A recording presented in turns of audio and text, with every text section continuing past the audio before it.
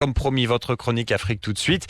Avec vous, Robin Dussen, bonjour. Bonjour Nathan, bonjour à tous. Alors direction la Centrafrique ce matin avec la sortie d'un film qui s'appelle Touriste. C'est une super production russo-centrafricaine.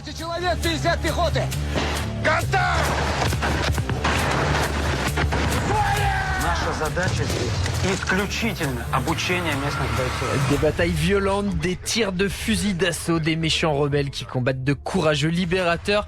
C'est ce qui vous attend dans Touriste. Touriste, ça signifie dans le jargon des militaires russes novice ou bleu pour définir une nouvelle recrue. Une fiction inspirée de faits réels et qui fait l'éloge de l'intervention russe en Centrafrique.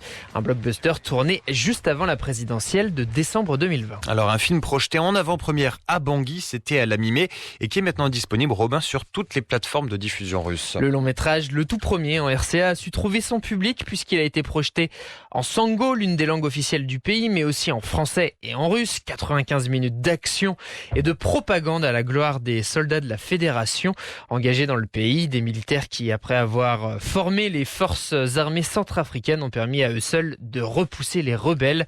C'est selon le film en tout cas.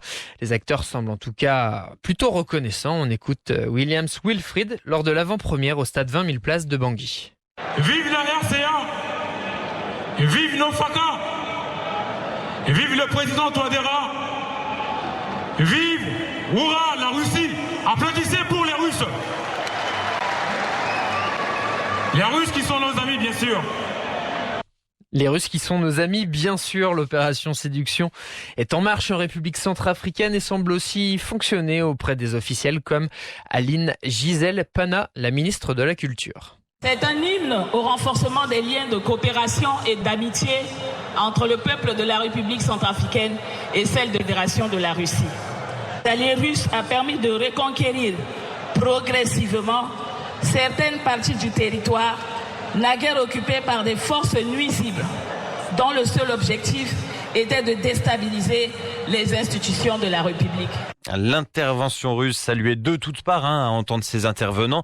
Il faut dire que Moscou travaille depuis longtemps à améliorer justement son image sur le continent et particulièrement en Centrafrique. Une preuve du crédit qu'accordent les Centrafricains à l'ami, aux partenaires russes. L'interview du président centrafricain donnée fin mai à RT en français, Russia Today, on le rappelle, une chaîne d'information en continu financée par le Kremlin. Faustin Archange Touadéra ne tarit en tout cas pas d'éloge quant à l'action russe pour repousser les rebelles du CPC, la coalition des patriotes pour le changement. Il y a d'abord ça, la sécurisation de la route qui mène vers Douala, qui est une voie de ravitaillement. Et donc, dans leur stratégie, la CPC a voulu donc asphyxier la République centrafricaine en bloquant cette voie. Et bien entendu, donc, il fallait ouvrir cette voie, empêcher les forces négatives de la CPC de prendre le contrôle de cette voie. Et donc, il y a eu une très très grande contribution des FACA et leurs alliés de la Fédération de Russie pour sécuriser les véhicules, sécuriser la voie, pour que vraiment la circulation, le trafic se rétablisse.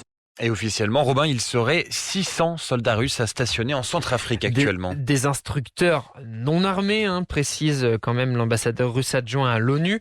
Côté mercenaires, ils sont issus de Wagner, un groupe qui déploie des paramilitaires pour défendre les intérêts extérieurs de la Russie. En Afrique, ils sont présents au Soudan, en Libye, en Centrafrique, on vient d'en parler, mais aussi au Mali, à Madagascar et au Mozambique. Merci Robin Dussen pour ces précisions. À la Russie et les films de propagande, c'est vraiment leur spécialité. Il y a 3 semaines, on vous en parlait. Ils ont décidé de tourner un film. Robin, est-ce que vous vous en souvenez ? Sur la Lune ? Dans l'espace, dans la Station Spatiale Internationale. Exactement, l'objectif, c'est de doubler les Américains qui avaient aussi ce projet avec Tom Cruise et a priori, ils devraient pouvoir y arriver.